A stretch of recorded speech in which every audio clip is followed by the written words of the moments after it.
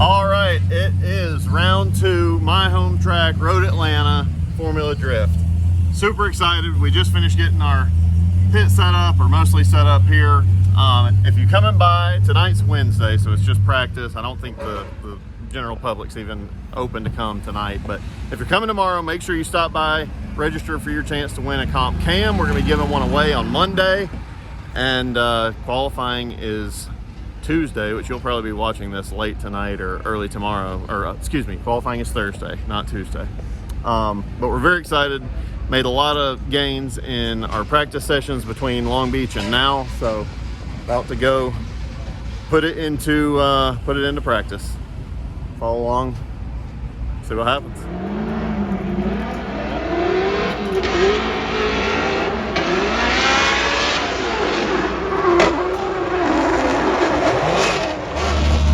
So that was first lap. Went to initiate, tried to get back on throttle. The car sputtered and kind of died. Started to come back, but I didn't want to get run over by Kristoff, so I just kind of bailed it off in the kitty litter. So I think I may have just let RPMs drop too low, too long. We'll see.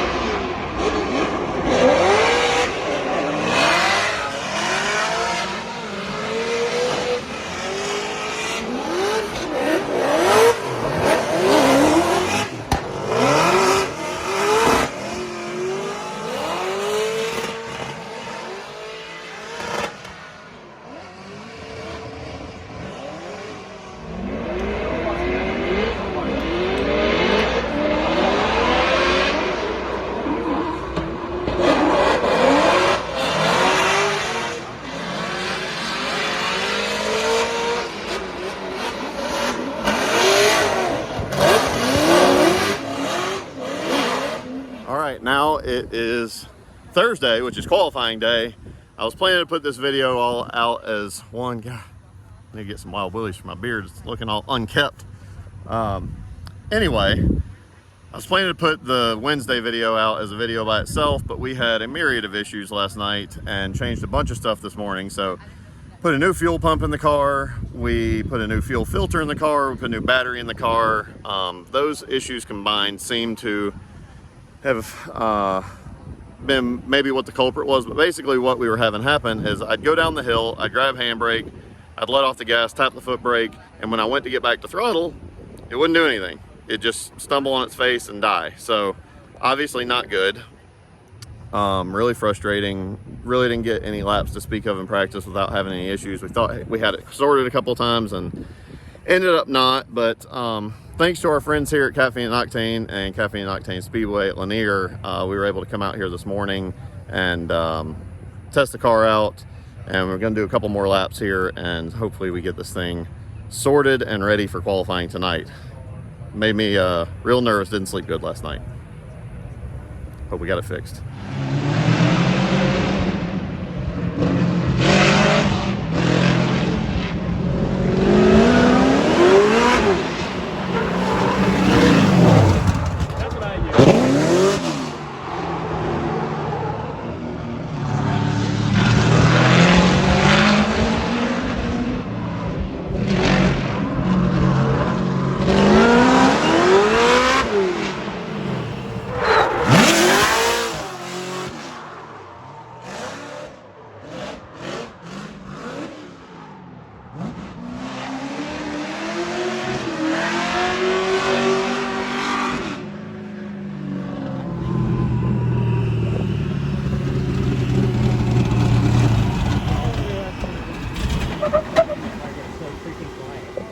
We just finished our test session over here at Caffeine and Octane Speedway at Lanier.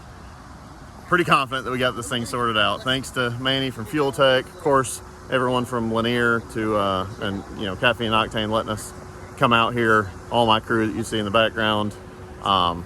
Man, excited to hopefully have this thing dialed and ready to go start practice, because we did 6 laps of fighting the car yesterday. So these will be my first few laps of practice. It's a bummer that it's right before qualifying, but we've come back from worse. So here we go. FD on the road.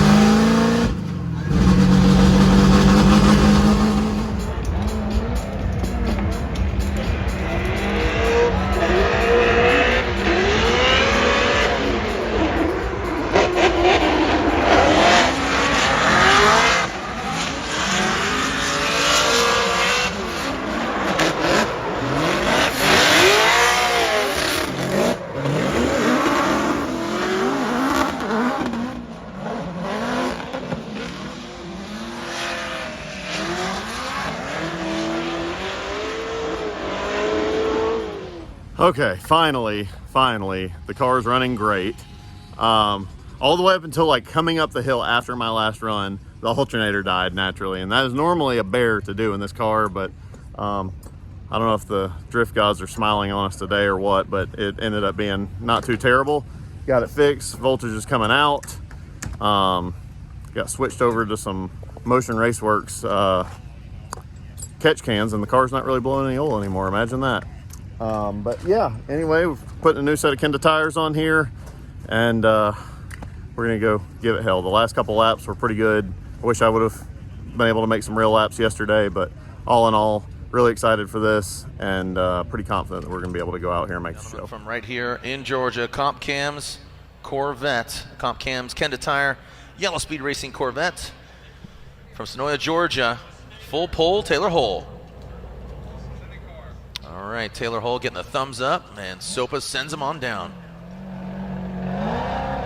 Right. Here we go. All right, Taylor Hole coming down, stars and stripes, and smoky all over. Past that inside clip. Big snap, big, nice, nasty flick in transition. How does he handle the keyhole? Oh no, shuts her down. Ah, such a bummer. Fires it back up. So